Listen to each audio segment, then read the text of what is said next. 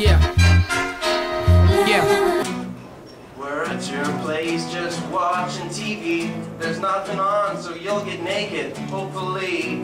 But then you squeal, you found your favorite show. It's the Gilmore Girls and you just wanna know, don't you love this show? Not really, but I'll fake it. If it gets me late, I'll sit back and take it. I know an hour is only so long. What's that? It's a Gilmore Girls marathon. You take me to the home of your folks, where there's no booze, no sex, and no smokes. Our weekend stay extended into the week, and your mom's love of polka only made it more bleak. My leg was constantly covered in dog jizz, and the whole ride home all you're asking me is, aren't you glad we went to my parents? Not really, but I'll fake it. If I see your dog again, I'll break it. I was a nice guy, so your parents love me, but you owe me big, so let's go home and get you above me. Well, we're done at your parents', there's nothing on the tube, so we finally break into your bedroom. We start to dance a horizontal mambo, and my penis gives you its best 1-2 combo. Your disappointment's something you can't mask, and I turn to you, babe, I just have to ask, is it good for you? And the least you can give me is, not really, but I'll fake it. And I hope my herpes didn't transmit. I didn't expect my penis to glitch. Oh well, why don't you go and make me a sandwich? There's one more to redeem that last verse. Well, now it's been a few weeks later, and you call with some news that's a fun deflator. You forgot the contraceptive pill, and the part that comes next leaves every man ill. You decided to keep the baby. You're wondering if I'm gonna stick around, maybe, to be a good father, a loving parent, and a good husband. Well, I all think we know how this one ends. No.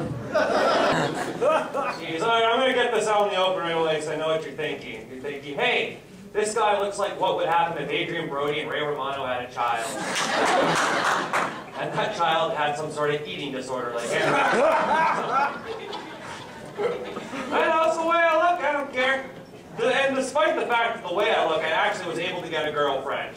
Wow. Yes, I won her in a poker game. You guys know the show MTV Cribs? You guys seen that shit before? Yeah, you know, when you go see the celebrities' houses.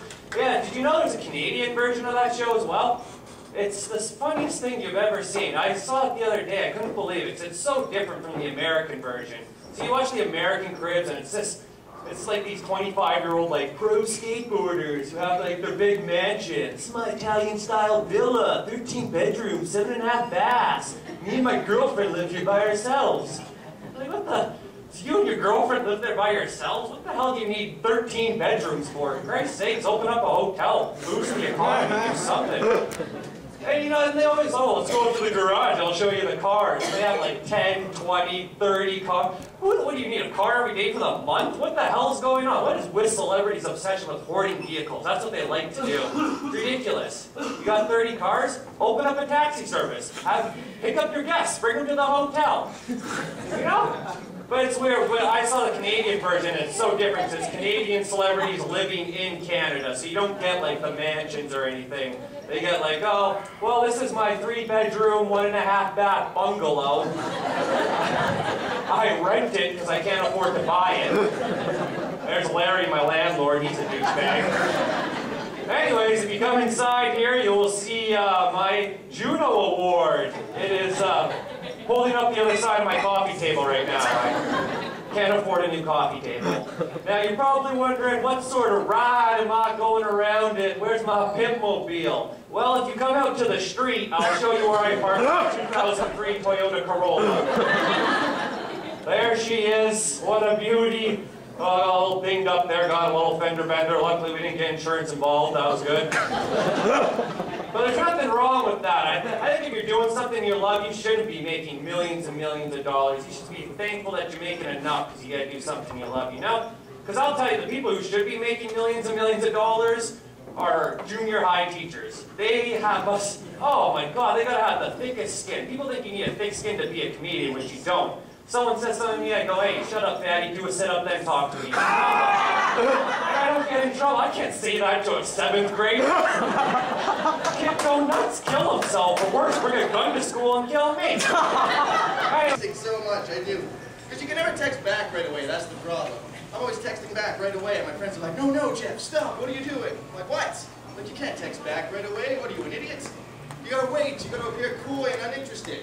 Well, great. So now it takes you 5 hours to say 4 things, and meanwhile, I was trying to get laid 4 days ago. Pick up the phone, send me a fax, a smoke signal. I don't care. I'm horny today. It's terrible. I guess what I'm trying to say is I wish we could do it the way our grandparents did it. Not the sex. How they met each other. The sex was way too freaky. I don't know if you've seen the website. Oh my God. Don't go to it.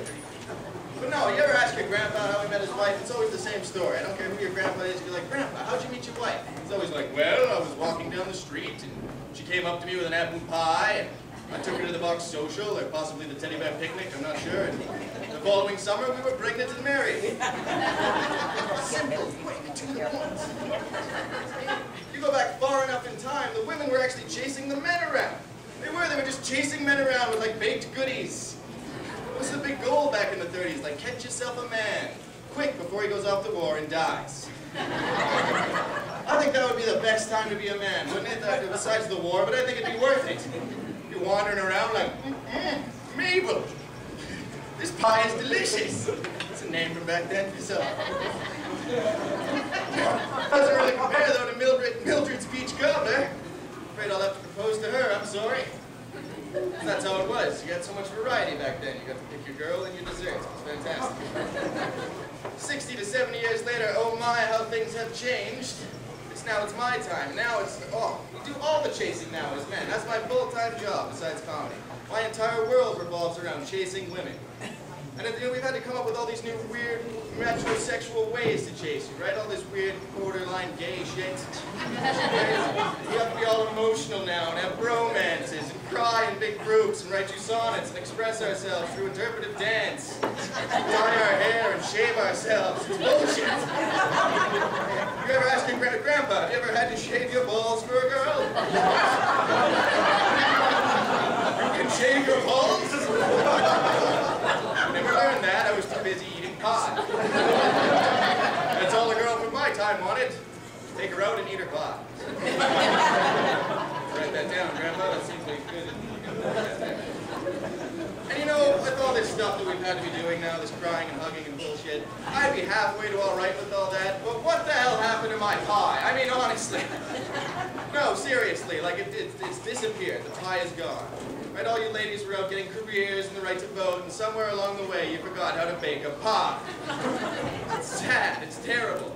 It's true. Have you ever met a girl who can cook these days? They're like an endangered species. They're nowhere anymore. It's so sad. It is. I was like, what? I don't know how to cook. Microwave? Do. That's the extent of the cooking anymore. It's so sad. Can you cook? You right now? Maybe? All right. Maybe wear a condom. I don't know. We don't need to pass it on yet, all right? We've got too many of them out there. Learn to cook, and then you can have babies. Too late. Too late? Nice. For the love of God, enroll them in cooking lessons, please. For the men out there, you know, it's a terrible situation we're in. That's all I want anymore, honestly. That's all I ever want in a woman. I don't care if she's got like one eye, one tooth, one leg, 400 pounds of nasty. I'm like, are those yams? I do. You slap a ring on that sausage finger. Sexy pirate. One leg and one eye. Just for me. All these women, you're getting a little bit older, maybe thinking, I can't find a man, I can't find a man. Just start cooking, for God's sakes, honestly. Like, just put on an apron, throw some flour in your face. Put on a big pot of jam. If worst comes to worst, take a big wooden spoon and run out into the street to the first man you see and say, "Excuse me, sir, will you try this jam?"